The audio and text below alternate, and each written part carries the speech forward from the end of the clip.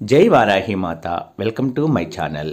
ఈరోజు మన వీడియోలో మన తీరని కోరికలు ఏమైనా ఉంటే వారాహి అమ్మవారి యొక్క ఈ మంత్రాన్ని గనక ఎవరైతే చదువుతారో కంపల్సరిగా తప్పకుండా వాళ్ళ కోరిక ఏదైనా సరే అమ్మవారు తీరుస్తారండి. అంతటి చక్కటి పవర్ఫుల్ మంత్రము అండి.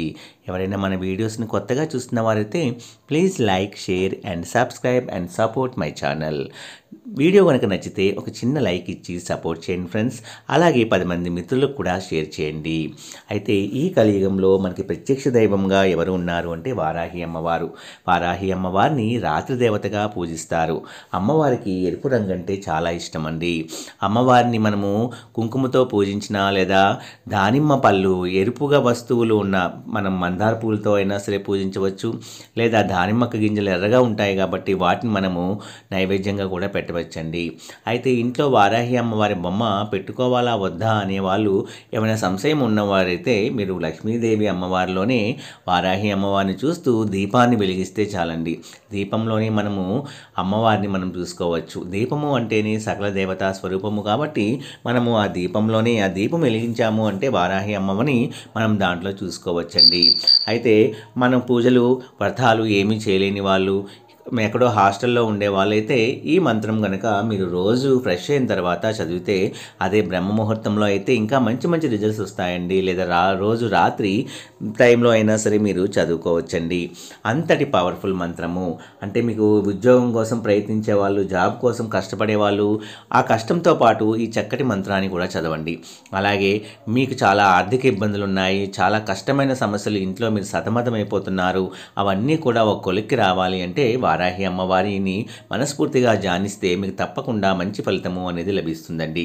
అయితే ఈరోజు ఈ మంత్రం ఏమిటంటే ఓం ఐం హ్రీం శ్రీం ఐం గ్లౌం ఐం వారాహి వారాహి. ఓం ఐం హ్రీం శ్రీం ఐం గ్లౌం ఐం వారాహి వారాహి.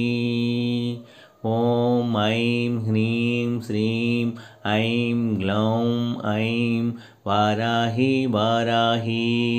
ఈ విధంగా ఈ మంత్రాన్ని రోజుకి 21 సార్లు చదవండి. మీ జీవితంలో ఎటువంటి కష్టములున్నా, చెప్పుకోలేని బాధలు ఏమున్నా సరే, మీరు ఎలాంటి ఇబ్బందులతో సతమతమవుతున్నా సరే మీకు తప్పకుండా అమ్మవారు మంచి పరిష్కార మార్గమును చూపిస్తారండి అనడంలో అసలు సందేహమే లేదండి.